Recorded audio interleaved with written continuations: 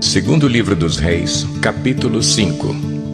Naamã, comandante do exército do rei da Síria, era muito respeitado e honrado pelo seu senhor, pois, por meio dele, o Senhor dera vitória à Síria. Mas esse grande guerreiro ficou leproso.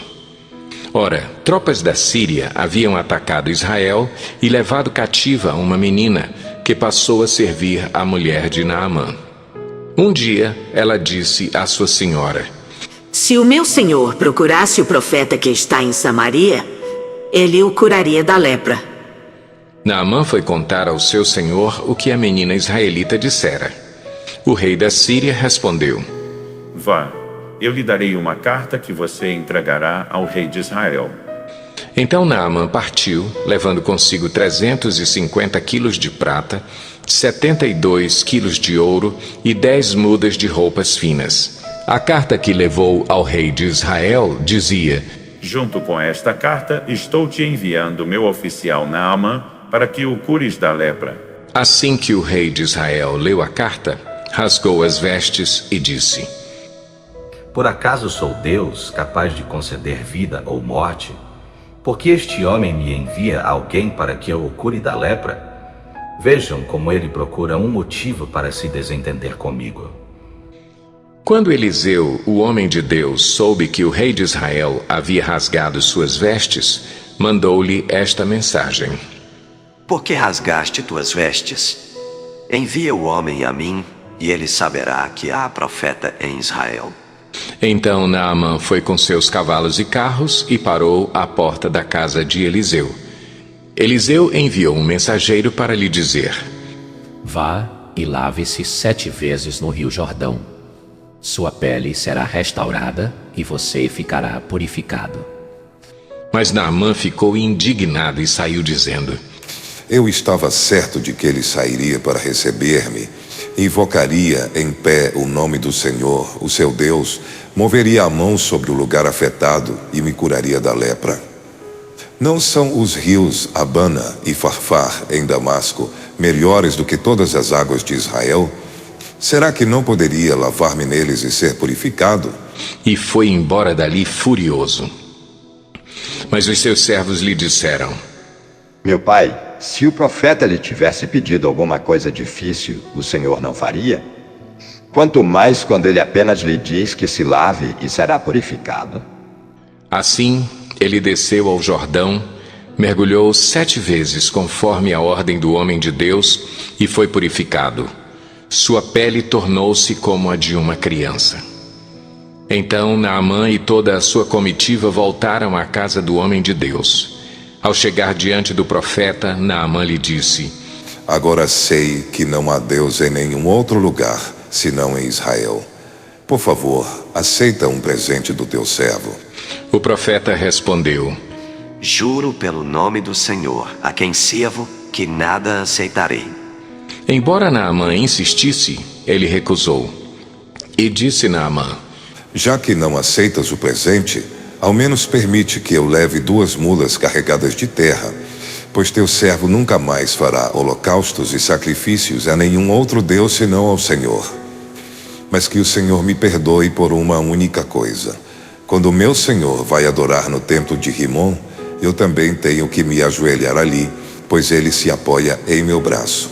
Que o Senhor perdoe o teu servo por isso. Disse Eliseu: Vá em paz. Quando Naamã já estava a certa distância, Geazi, servo de Eliseu, o homem de Deus, pensou: Meu senhor foi bom demais para Naamã. Aquele era meu, não aceitando o que ele lhe ofereceu. Juro pelo nome do Senhor que correrei atrás dele para ver se ganho alguma coisa. Então Geazi correu para alcançar Naamã, que, vendo-o se aproximar, desceu da carruagem para encontrá-lo e perguntou: Está tudo bem? Geazi respondeu: Sim, tudo bem. Mas o meu senhor enviou-me para dizer que 2 jovens, discípulos dos profetas, acabaram de chegar, vindos dos montes de Efraim. Por favor, dê-lhes 35 quilos de prata e 2 mudas de roupas finas. Claro, respondeu Naamã. Leve 70 quilos.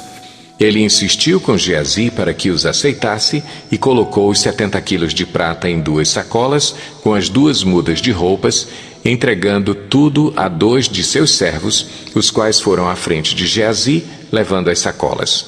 Quando Geazi chegou à colina onde morava, pegou as sacolas das mãos dos servos e as guardou em casa. Mandou os homens de volta e eles partiram. Depois entrou e apresentou-se ao seu senhor Eliseu. E este perguntou: Onde você esteve, Geazi? Geazi respondeu: Teu servo não foi a lugar algum. Mas Eliseu lhe disse: Você acha que eu não estava com você em espírito, quando o homem desceu da carruagem para encontrar-se com você? Este não era o momento de aceitar prata, nem roupas, nem de cobiçar olivais, vinhas, ovelhas, bois, servos e servas. Por isso, a lepra de Naamã atingirá você e os seus descendentes para sempre. Então Geazi saiu da presença de Eliseu já leproso, parecendo neve. Segundo livro dos Reis, capítulo 6.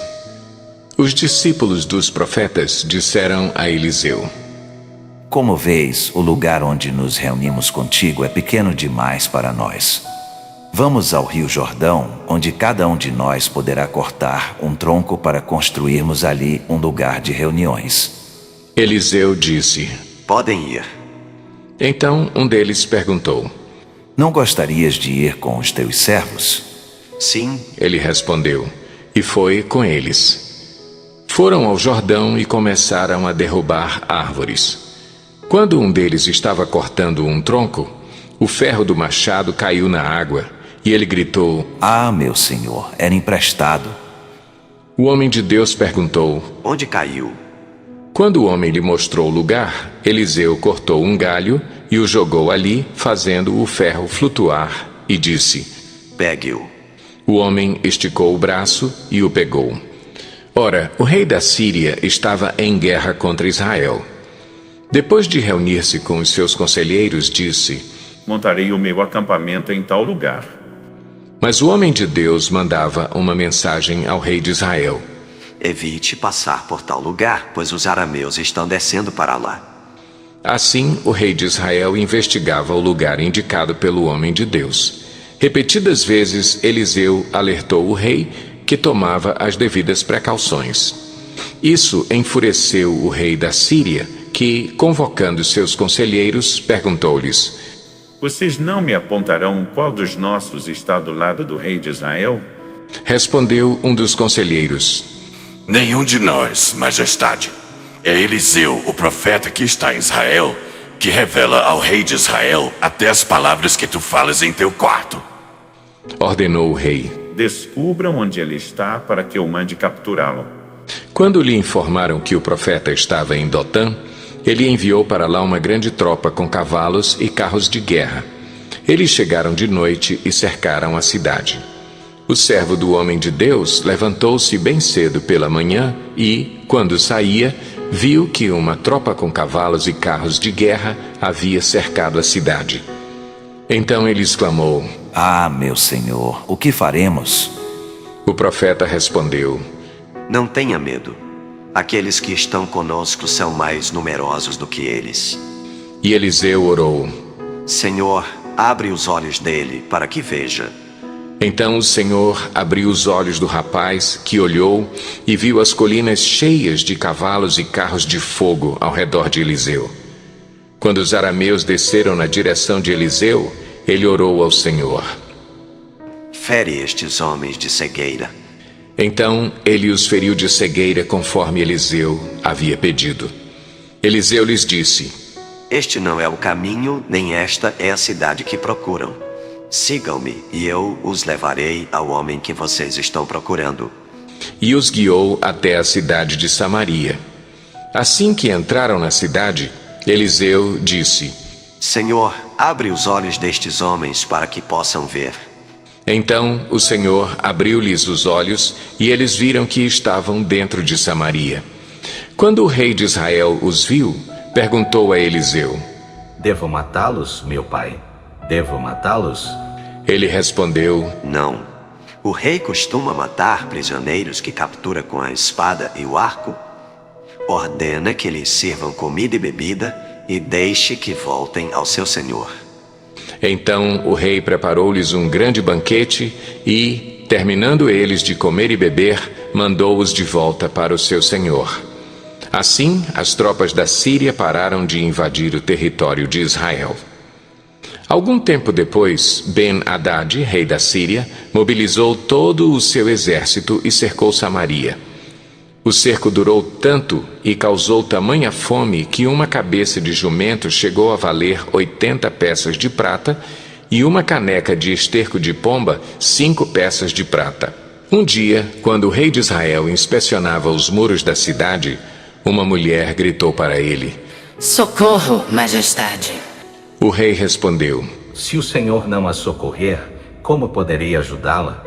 Acaso há trigo na eira ou vinho no tanque de prensar uvas? Contudo, ele perguntou: Qual é o problema?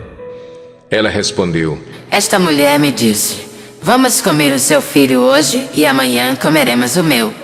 Então, cozinhamos o meu filho e o comemos. No dia seguinte, eu disse a ela que era a vez de comermos o seu filho, mas ela o havia escondido. Quando o rei ouviu as palavras da mulher, rasgou as próprias vestes. Como estava sobre os muros, o povo viu que ele estava usando pano de saco por baixo, junto ao corpo. E ele disse: Deus me castigue com todo o rigor se a cabeça de Eliseu, filho de Safate, continuar hoje sobre seus ombros. Ora, Eliseu estava sentado em sua casa, reunido com as autoridades de Israel.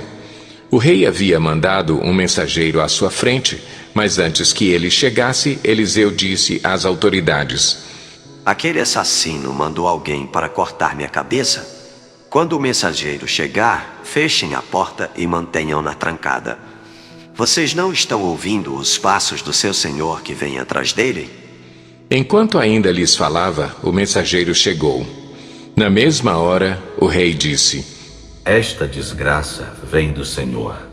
Por que devo ainda ter esperança no Senhor? Segundo livro dos Reis, capítulo 7. Eliseu respondeu: Ouçam a palavra do Senhor. Assim diz o Senhor: Amanhã, por volta desta hora, na porta de Samaria, tanto uma medida de farinha como 2 medidas de cevada serão vendidas por 1 peça de prata. O oficial, em cujo braço o rei estava se apoiando, disse ao homem de Deus: Ainda que o Senhor abrisse as comportas do céu, será que isso poderia acontecer? Mas Eliseu advertiu: Você o verá com os próprios olhos, mas não comerá coisa alguma. Havia 4 leprosos junto à porta da cidade. Eles disseram uns aos outros: Por que ficar aqui esperando a morte? Se resolvermos entrar na cidade, morreremos de fome.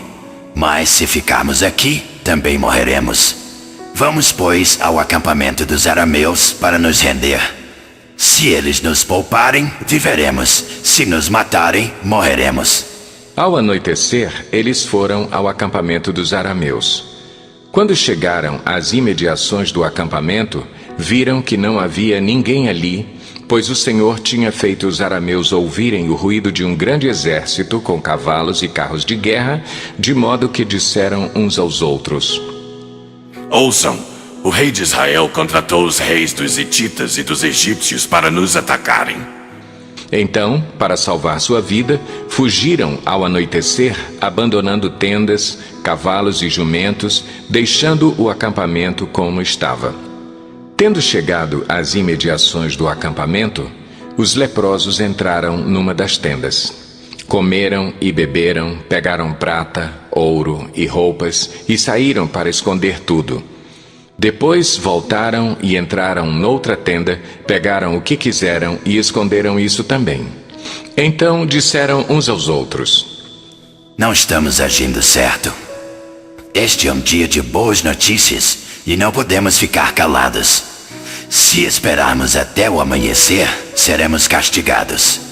Vamos imediatamente contar tudo no palácio do rei. Então foram, chamaram as sentinelas da porta da cidade e lhes contaram: Entramos no acampamento arameu e não vimos nem ouvimos ninguém.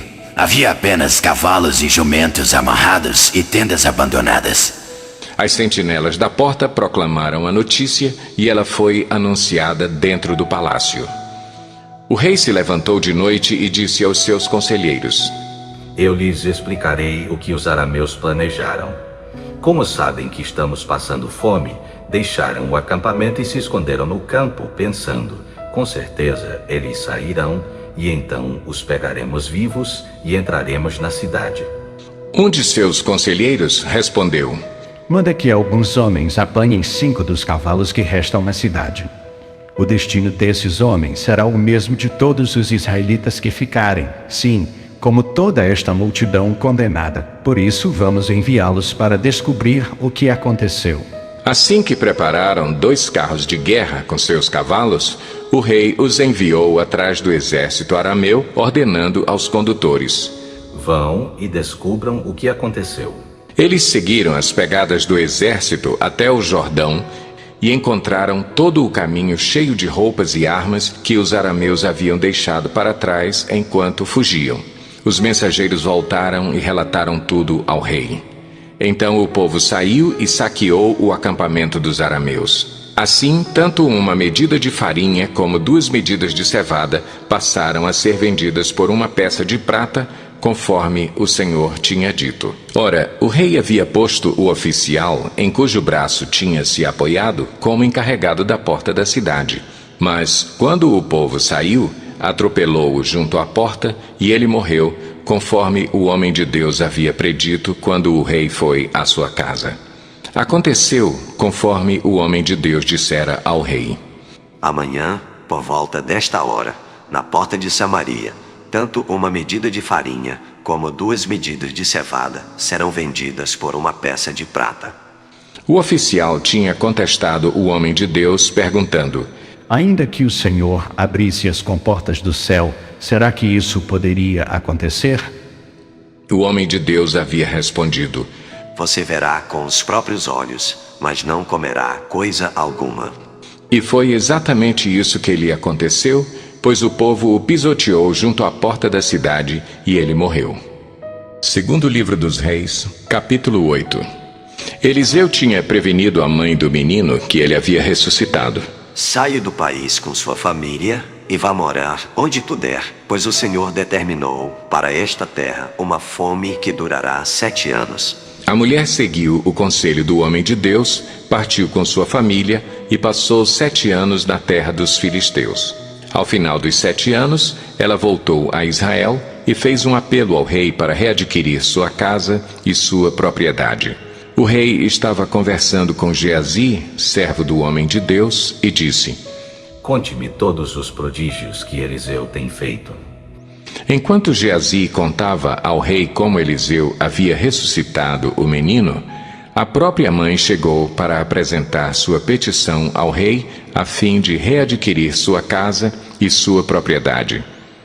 Geazi exclamou: Esta é a mulher, ó rei, meu senhor, e este é o filho dela, a quem Eliseu ressuscitou. O rei pediu que ela contasse o ocorrido e ela confirmou os fatos. Então ele designou um oficial para cuidar do caso dela e lhe ordenou: Devolva tudo o que lhe pertencia, inclusive toda a renda das colheitas, desde que ela saiu do país até hoje. Certa ocasião, Eliseu foi a Damasco. Ben-Hadad, rei da Síria, estava doente. Quando disseram ao rei: O homem de Deus está na cidade, ele ordenou a Azael: Vá encontrar-se com o homem de Deus e leve-lhe um presente. Consulte o Senhor por meio dele. Pergunte-lhe se vou me recuperar desta doença.